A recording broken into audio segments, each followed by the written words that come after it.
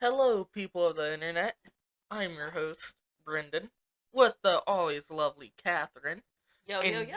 today is a day I've been waiting for a while. We are reviewing the greatest comic book movie of all time, Spider Man No Way Home, and spoilers.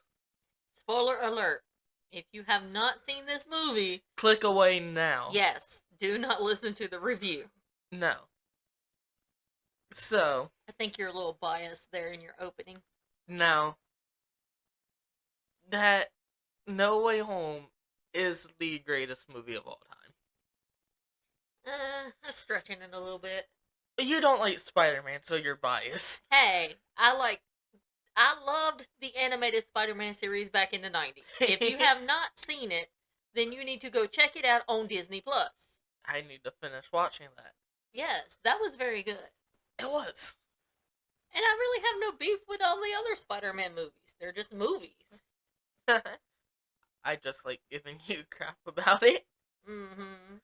So, I've seen it 3 times already. I've seen it once. I want to see it again. It's just that awesome. Okay. So, So you're basically just saying, "Here, Kevin Feige, take my money." basically. Oh, let me rephrase that because you have no money. Here, Kevin Feige, take all of my mom's money. Yeah. Uh huh. I see how that works. So, your overall general thoughts, without going into any details of the movie. Overall thoughts? Movie's awesome. It's my favorite Spider-Man movie, my favorite superhero movie, just my favorite movie of all time. It's like, you went into the movie thinking they showed a lot in the trailers. They did not show as much as that movie provides you with. My overall thoughts of Spider-Man: No Way Home. Excellent movie. Graphics were great. Storyline was really good because you didn't know where it was going, so Mm-hmm. you kind of followed along. I think they did a good deal in paying homage to the previous Spider-Man movies. Yeah. So I think it's an excellent movie. Now, I wouldn't go far as saying it's the greatest movie Marvel's ever put out, It but it probably is in the top 5. it's up there. It's better than Endgame. Well, Endgame ain't in my top 5, so couple brief questions before we dive deep into the movie. Okay. Who do you think the best villain for No Way Home was? Green Goblin. William Dafoe. Like, in the first Spider-Man movie, he was amazing. He just got better. I don't get how William Dafoe did it.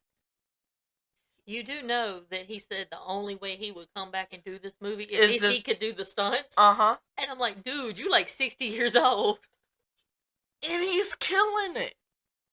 He killed his role as Norman Osborn Yes. in both movies. Yes, I thought he did a very good job in this movie. Like, Jamie Foxx was good in this movie, too.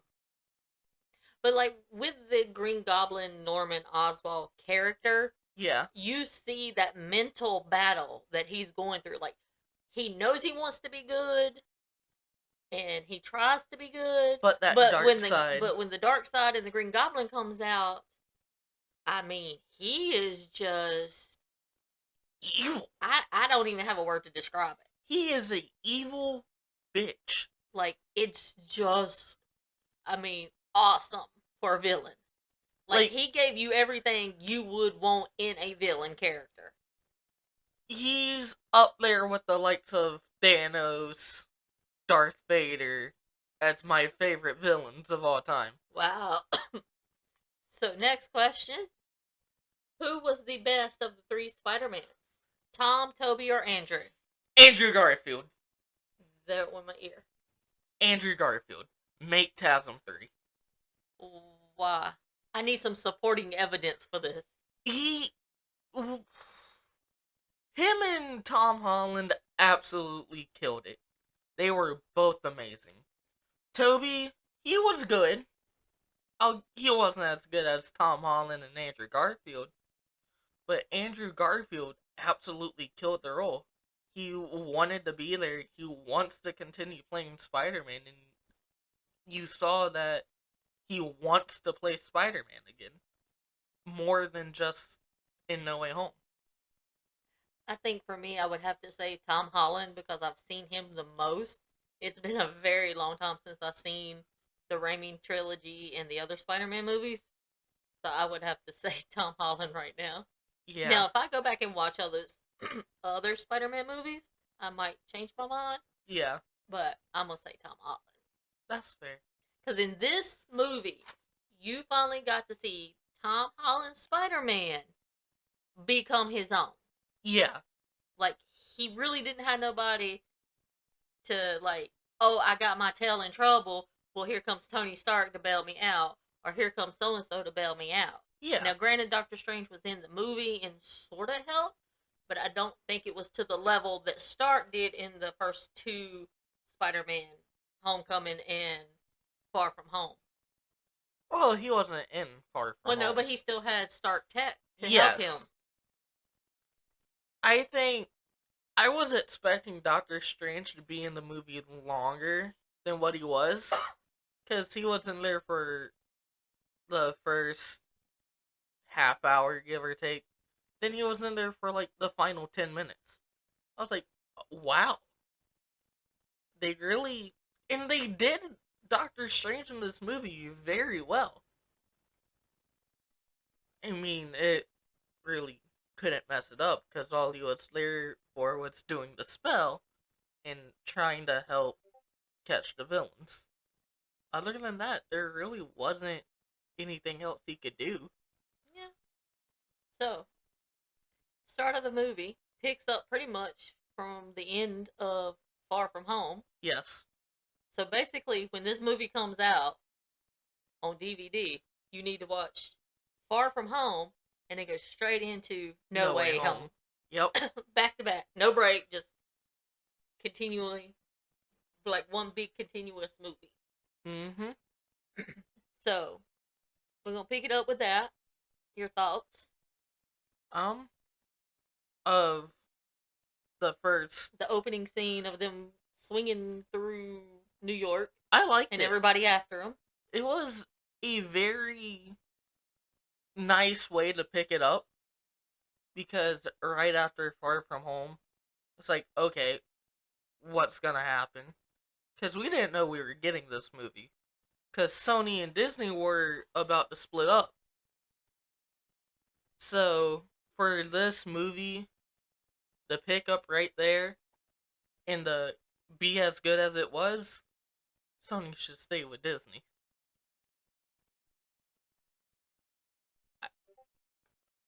The only thing I can say about the movie is how amazing it was. So, then you see people divided. Some are for Spider-Man, Peter Parker. Some are against Spider-Man, Peter Parker. I mean, you kind of get a vibe like that's the way the world is kind of today. Where political people have put people against each other. Yes. I know we don't really do political stuff, but like, you know, you had the pro Peter Parkers and the ones that were like, you know, he's bad, he's a villain. Kill him, you know. Yeah. So, they kind of threw like that one worldly thing into the movie. Yeah. Where you could relate to what we're going through today in the world.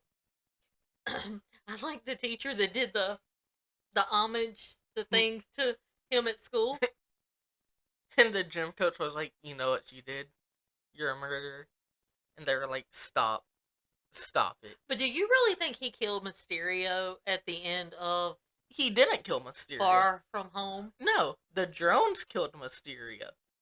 But who was controlling the drones? At the time, it was Mysterio. So Mysterio basically killed himself. Yes, to frame Peter Parker. basically. Hmm. Because when Peter was fighting the drones, one of the drones got sent around and shot Mysterio. You can make a claim, yeah, Peter hit the drone and it fired, but Mysterio said even if he's in the strike zone, the drones better fire their guns. That's what they did. Well, oh well, Mysterio's dead. He was just a casualty. Yup. Mm. Okay, so Peter trying to get into college. Yeah, that was a nice little montage. Mm-hmm. Kind of sucked that he kept getting rejected because he's Spider-Man. Yeah, And his friends also pay the consequences to that for being friends with Spider-Man. yeah, So you think that part is where he was like, I need to help my friends, because their life is getting screwed up because of me. yeah. And that was what made him go see Doctor Strange. In the coffee shop, when they all got denied going into MIT, that's what it's like, oh, well, shit. I don't know what to do, so Strange, here I come. I like when he called him Steven. I will allow that. Feels weird, but I'll allow it. Now, do you think that Doctor Strange, we find out that he's not the Sorcerer Supreme, that Wong is the Sorcerer Supreme On because a technicality. Strange got snapped. Technicality. But I wonder if What If has something to do with that too. But would that make more sense on why we seen Wong show up in Shang-Chi? Yes, Because now he was Sorcerer Supreme. I believe so, yeah. I also think that this Doctor Strange is not the same Doctor Strange. On Thursday, when we got done seeing that, I thought Mephisto confirmed. I thought the same thing. But after seeing it 2 more times, I still think the same thing. okay, Mephisto confirmed. But why would you think Doctor Strange is not the Doctor Strange we know? He just felt off. It was like he's in his body, but he's not fully there. I think it's the Strange we got from What If. Just Is the Strange showing up in No Way Home? I could see that.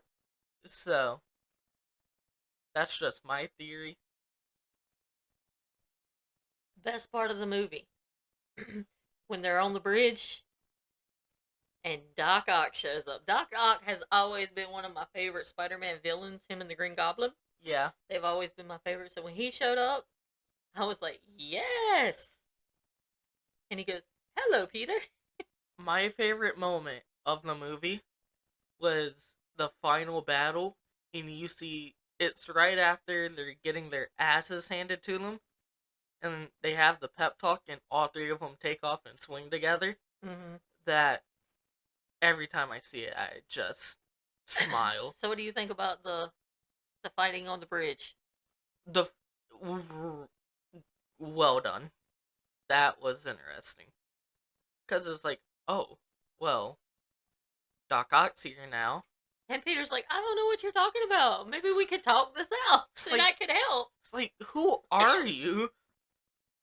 And then we see the little green ball roll. So we know who's coming. Yep. The Green Elf. The Green Goblin. Played by Willem Dafoe. Love him. Love him. I mean, don't get me wrong. Alfred Molina was good. But in the villain characters, Dafoe stole it. Yeah. Dafoe absolutely was the best villain.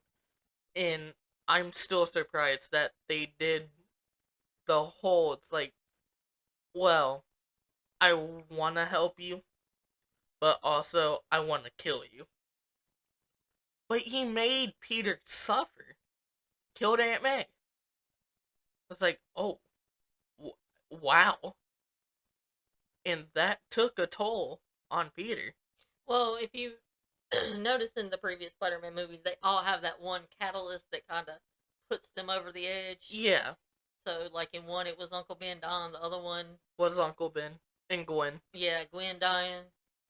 So, I thought it was pretty cool. Ned stole Doctor Strange's sling ring. Oh, the scene where him and MJ are in his house and it's like, find Peter, and Andrew Garfield shows up. Even Did you know which Spider-Man that was before he come through the... I could tell by the mask. I've heard several people say they could tell by the costume which Spider-Man was who. Because Andrew's eyes on his mask are bigger than what Tobey's were. So you're basically saying Tobey got some little bitty baby eyes? No, like, they're decent size. But Andrew's is bigger, and plus his... To see you better with. Like from the Little Red Riding Hood story. Plus his TASM 2 suit is awesome, and everybody knows that suit. So... I thought it was funny when Ned's grandmother says, "Can you clean the cobweb?" Bread. I mean, Spider-Man cleaning cobwebs. Do you have the tingle thing? I do not have a Peter tingle. Now, I cannot say that I might not have a Peter tingle tomorrow. Ah! But now I Back don't. on topic. Back But on now I topic. don't. Even So what when... did you think about Toby showing up through the little portal? You know I'm not a big fan of the Raimi trilogy. Mm-hmm. Like, Spider-Man 2 and the first one are good. I like those movies. They're not my favorite Spider-Man movies. But I grew up with Tobey Maguire. So it was cool to see him. And when I was in my teenager years... Boy, you still in your teenager years. I'm 19. I'm an adult. But you still a teen. Because you're 19. Anyways, I grew up with Tobey Maguire's movies. So it was a cool nostalgia factor. I think they gave a lot of nostalgia factors throughout the whole movie. Yeah. You know, with bringing back all these villains and not giving us like a brand new villain. Like, it would have been easy just to give us a brand new villain. Well, bring in Kang. We've seen him in Loki, or everybody's been hollering for Mephisto. Bring him in or something. But I think it was a good throwback that tied all the Spider-Man movies together.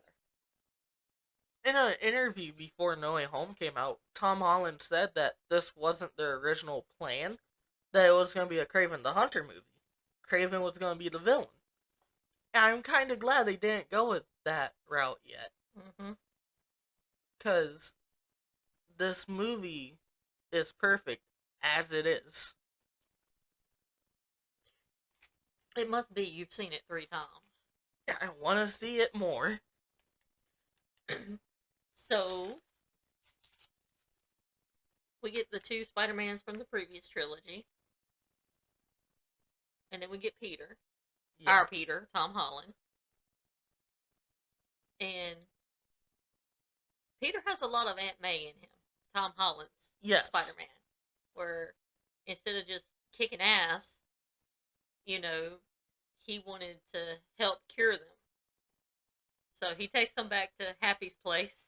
And they all try to figure out ways to cure them. Yeah. And here's where you see Green Goblin start to be like, I don't want to be cured. I like being in charge. Like, the Green Goblin likes taking over Norman Osborn's body. When I started to get suspect of him is like right after they fixed Doc Ock and they were in the room and Melina was like, Norman, you're gonna get healed. How does it feel? And then he's just quiet for a second. I was like, whatever. Okay. And like when you see that scene where Norman is sitting there near the dumpster and he's got the Green Goblin mask on her and he breaks the mask, Yeah. I I honestly thought he's like, okay, I want to fix this. I don't want to be the Green Goblin anymore. Mm-hmm. You know, I want to be Norman Osborn again. But that's not what we get. No. So they totally fooled us. Yes. Because I was expecting, you know, him to go to the good side and not Yeah. stay on the bad side. And I'm also gonna put this out. I am happy they made Doc Ock into a good guy. Because at the end of Spider-Man 2, he got control of everything. And it's like, awesome. Now he has full control of of the arms. Also, the scene where Peter finds out that Norman's about to turn back into Goblin, they did that fantastic. Mm-hmm. In the way they did the spider sense in it, with the zoomed in shots, that was brilliant. Nice. I've only seen it once. You've seen it 3 times, so you have more detail than I do. You want to go see it again? I do not. I think you do. I think Kevin Feige has gotten enough of my money since, what, June, July, whenever Shang-Chi come out? When Black Widow came out. Yes, I've seen Black Widow 3 times. I've seen Shang-Chi twice, I think. Yeah. Saw Eternals twice. We saw Eternals twice, and you've seen Spider-Man 3 times. Yep. Yes, Kevin Feige has gotten a lot of my money. I think he needs to give my wallet a break. Because it's screaming, no more. Until the next time. So what do you think about them changing the Statue of Liberty and putting the Captain America shield on it? I don't know how I feel about that. I mean, how do you just change a national landmark? I mean, I'm sure there's lots of red tape forms you got to fill out. Yeah. I mean, I'm just sure somebody can say, hey, I want to put Captain America's shield up there on the Statue of Liberty. I mean, that sounds like a congressional hearing bill to me or something. They're going to have to pass that in Congress. Yeah. And then the shield falls. And to me, that kind of symbolizes the fall of Captain America. I could see that. Yeah. Yeah. Oh, what do you think of Charlie Cox showing up? Forgot to mention that. I love me some Daredevil. He's awesome. There's rumors that he's going to play a major role in She-Hulk. That's going to be cool. So that's going to be cool. But, yeah, I think that was the symbol of, you know, Captain America is gone. Yeah. I mean, even though Falcon picks up the mantle, it's still not Steve not Rogers. Chris Evans. Well, not even that. It's not Steve Rogers. Yeah. I mean, Steve Rogers had super soldier serum that gave him his powers. Falcon don't have that. He's just a good person. You know? Yeah. So that's why I think that kind of symbolized that with that shield falling. That makes... And why does everybody got to blow up the Statue of Liberty? Like, every movie, they're always, and if they're in New York, they are going to blow up the Statue of Liberty or something. Some major historical site in New York is going to get demolished. Yeah. Yeah. Surprised they haven't tried it with the Empire State Building yet. I haven't seen a movie that's done it. I'm sure they will. What else was there?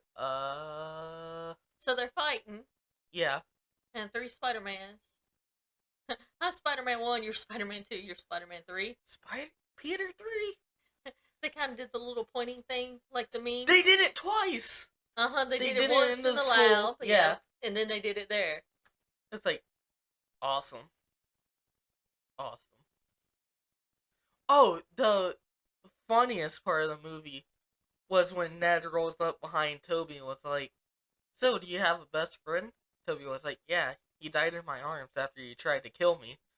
And then before they go into the battle, Ned goes up to Tom Holland and is like, "I will not turn into a supervillain and kill you." Yeah. Thanks, Ned, for the pep talk. But I saw a theory about that. Okay. It was they are setting up Ned to be the Hobgoblin, which I could see. I like the Hobgoblin in the animated series. And I could see them doing it. But would they set him up as Hobgoblin the bad guy? Or could they set it up as Hobgoblin Spider-Man's sidekick? Hobgoblin, bad guy. Because if you put him as Spider-Man's sidekick, that's going to throw everybody for a loop. Yeah, but I think they will stick more toward the comics. Yeah. But I mean, they have been known to do some crazy stuff. Yeah. And it would be a great plot twist that throughout the whole movie you think he's bad. Excuse me. But then he turns out to be good. But then you would just be doing the whole Harry and Peter thing from the Raimi trilogy. Maybe. It's like they were best friends. Harry finds out that Peter is Spider-Man, hates him, and then in the end helps him out. But I do think somehow Ned is going to remember that Peter is Spider-Man. Don't know how. But that's what's going to make him turn into the Hobgoblin. So what do you think about Tom Holland's Spider-Man and his fight with Green Goblin? Crazy. That was a good fight scene. Like, you could just see how much anger Spider-Man had, or Peter had, toward the Green Goblin for killing Aunt May. Yeah. Like, I really think he would have killed him. Without a doubt. If Toby didn't show up. It kind of gave me the Tony Stark, Captain America vibe when they were fighting in Civil War. Yeah. Like, they were just kicking each other's going ass. at it. You know? Like, Tony was so angry that Steve didn't tell him about his parents. Yeah. So, I kind of felt that from Peter. You know, you killed my aunt. Pretty much don't care if I kill you or not anymore. I have nothing else to live for. Yeah. It's like, everybody's gonna forget me anyways at the end of this, so, oh well. If you die, not my fault, no more. What do you think about that? Excuse me.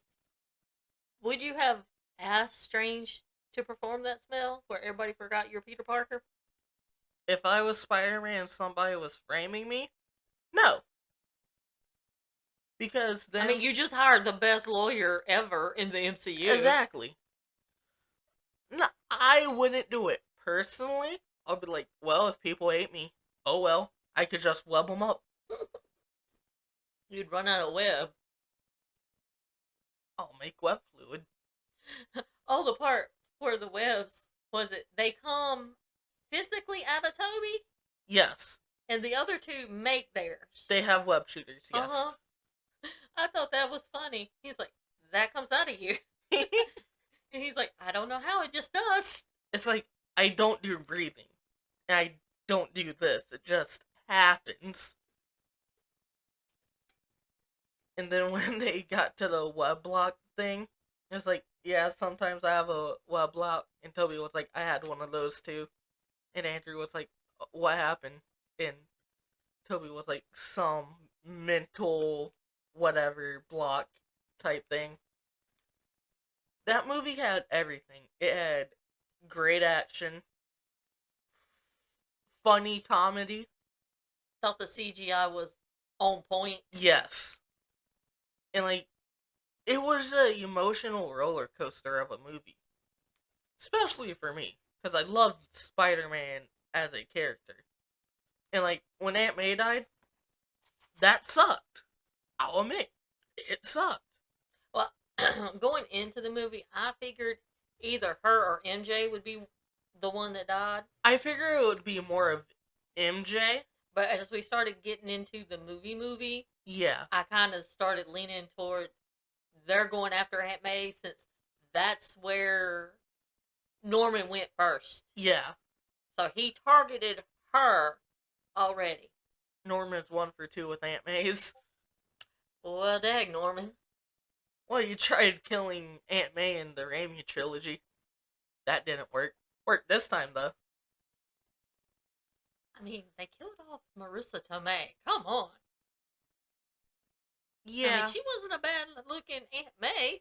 No, not at all. I mean, don't you wish your aunts looked like that? Yeah. I don't know, just... I want to say a lot about this movie, but I don't know how to word it because of how excellent it was. Like, words can't describe how I feel about this movie. I agree with you. It was like an emotional roller coaster where it had its highs and its lows. Yeah. And, like, you could really feel what the characters were feeling. Yes. Like, you could feel Peter's anguish and how he blamed himself for Aunt May.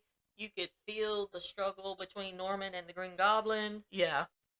You could feel Peter's, I don't want to say sympathy, but his love toward his friends, that he would be like, I want everybody to forgive me Yeah. so they can have a better life. Yeah. So I have a question for you. What were your thoughts on Jonah Jameson? J.K. Simmons kills it every time he plays J. Jonah Jameson. Every time. No matter what movie it is. Like, he's the ass you love to hate. Yes! He fits that role so well. Kind of like William Dafoe fits the Green Goblin Yeah. Norman Osborn role. Because you couldn't picture anybody else. Like, they could not have recast the Green Goblin. No. I don't think there would be anybody that could have lived up to the first one. Yes. So they had to get Dafoe back to play the Green Goblin. If it wasn't Dafoe, it would have felt weird. And you have to admit, the CGI was much, much better in this trilogy than the others. Well, okay, the first one was made in 2002. I'm just saying. Yeah, I know. So, what would you rate this movie? 10 out of 10? 1,000,000 out of 10. That is not even on the scale, boy. Come on. It is now. This is not Brendan's own scale of movie. 10 out of 10? 10 out of 10. 10 out of 10. You know what? I'm going to shock all of our fans. And I'm going to have to say I'm probably agreeing with you. What? I would probably have to give it, after our discussion, a 10 out of 10, just based on the great performances from the actors, the wonderful CGI, the graphics were cool, and it took you on an emotional roller coaster, like you were up, you were down, you could feel everything. I like movies like that. I don't like movies that tell me, oh, you should think this way, this way, this way. Yeah. I like movies that give me characters that I can relate to, feel what they're going through, Yeah. you know, and understand, you know, why they do what they do. Yes. I'll give you an example. Loki is the greatest character that you could do that with. Because you can understand why he does what he does. Then you have sympathy when you learn about him. Well, you have sympathy for him on why he does what he does. Yeah. And that's kind of what I got from the characters in Spider-Man. So I will have to agree, a 10 out of 10. So would you go see it again? We may or may not go see that on Christmas Eve. Yes! We just have to wait and see.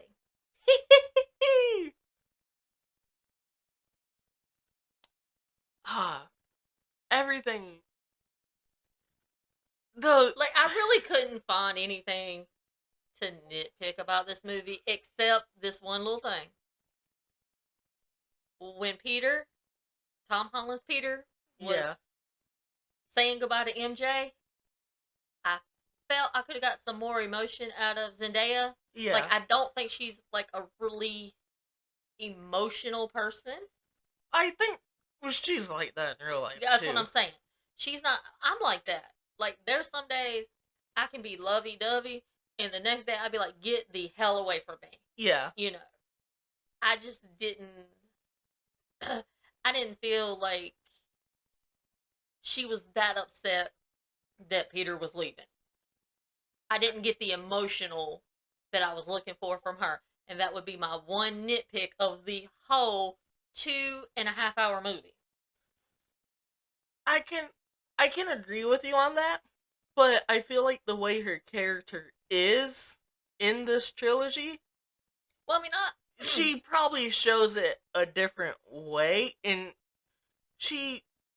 her and Peter just got together, and they absolutely love each other, and they want to be together, and Peter's like, yeah, you're gonna forget me. How do you respond to that? with a little more emotion than what she gave. Like, I get what you're saying about her character and stuff. Yeah. But if you loved this person, you would have given me more emotion. That's fair.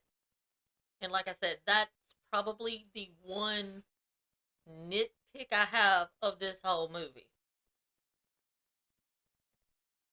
And if you get on Discord and tell anybody I said what I said about rating this movie,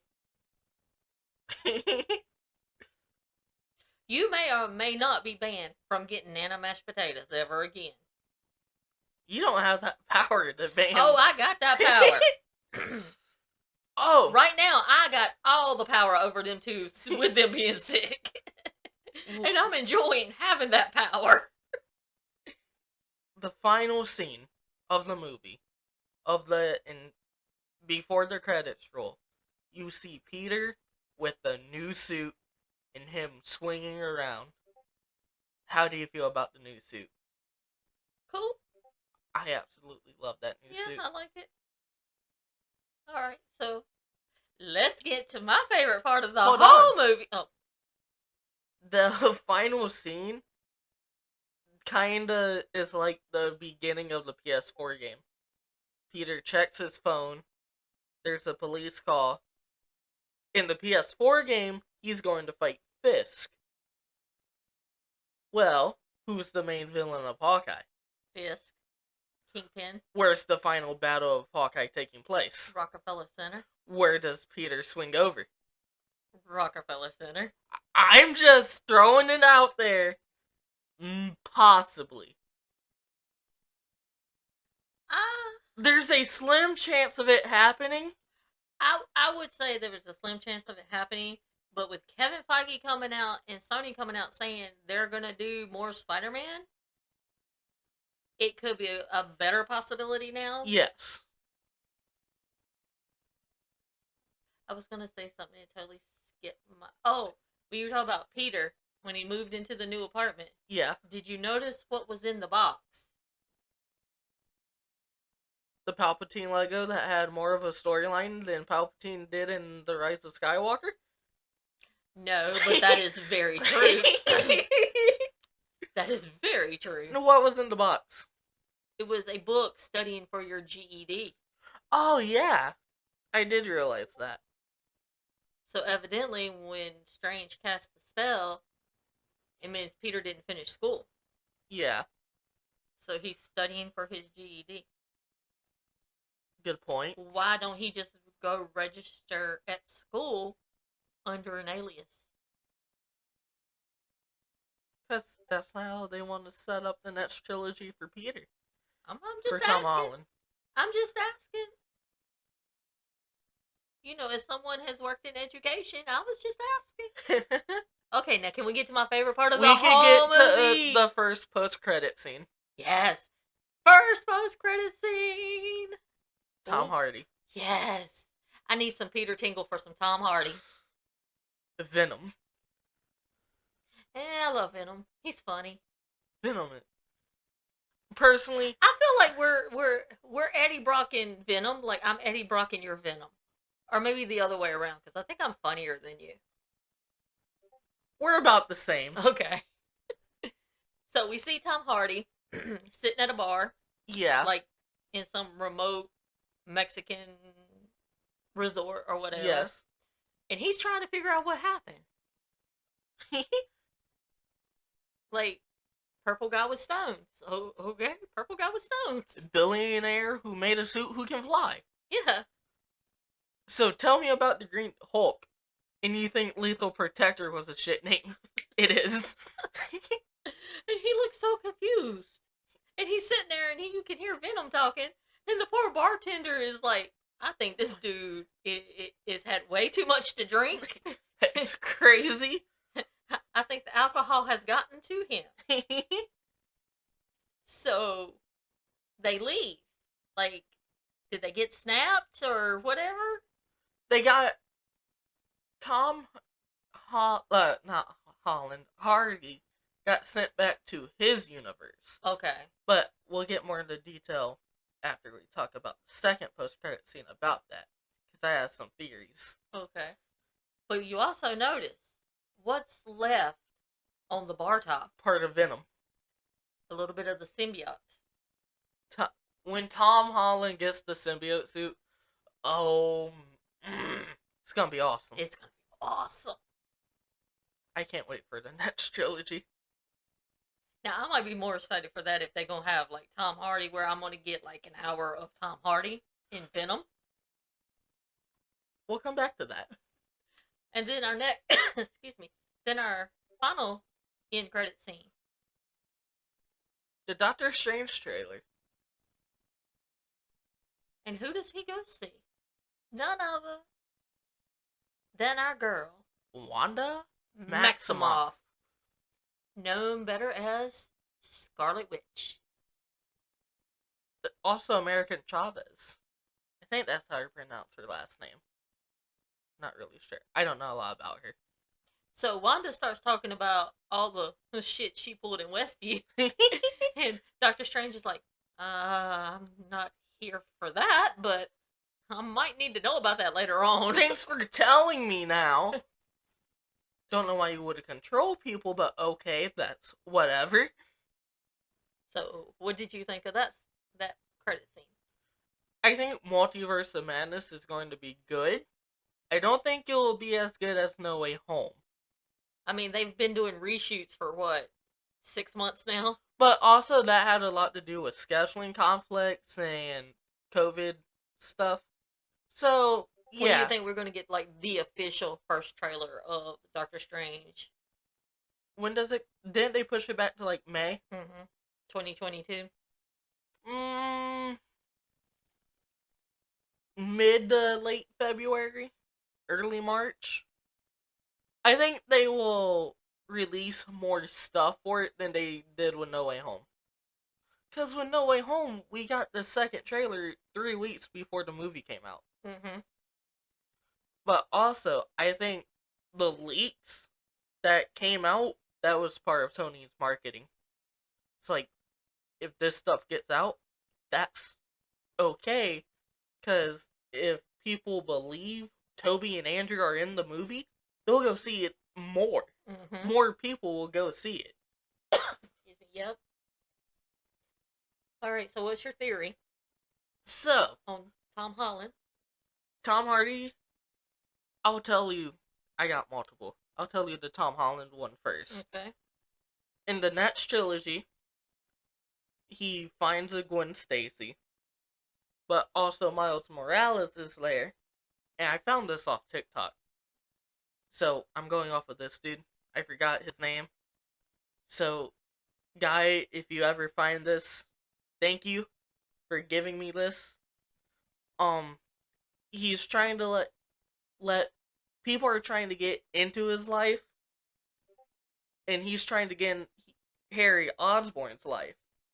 To make sure that the Norman Osborn, the MCU, doesn't turn out to be the Green Goblin. Because he doesn't know that. So he finds Harry. Gwen and Miles tries to get into his life. Miles gets bit by the spider.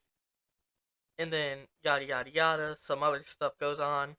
Peter gets the symbiote suit, starts not holding it back against Miles, and Miles goes to MJ, and that's how that whole thing plays out. Okay.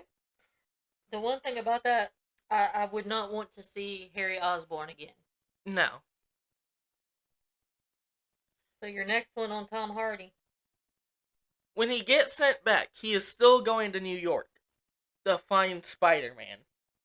But it's going to be Andrew Garfield Spider-Man, and we get Tom Hardy versus Andrew Garfield. Okay. And I also got something for Secret Wars. You could do a Andrew Garfield versus Tom Holland. Because Secret Wars is superheroes versus evil versions of themselves fighting each other.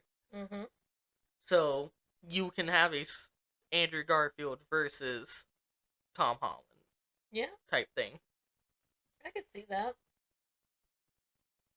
But other than that, I don't have nothing. Like I said, I would give it a 10 out of 10. I thought it was a good movie. Yeah. I might be willing to go see it again. Maybe. If I'm bored and have nothing else to do.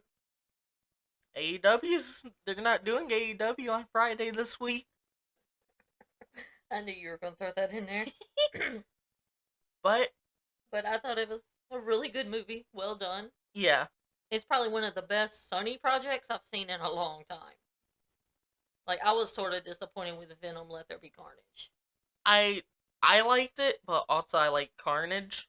Well, I mean, my only take with that is, I guess they had to keep it within a certain, what was it, PG-13? So If they would have made it an R-rated movie, they could have done much more with Carnage.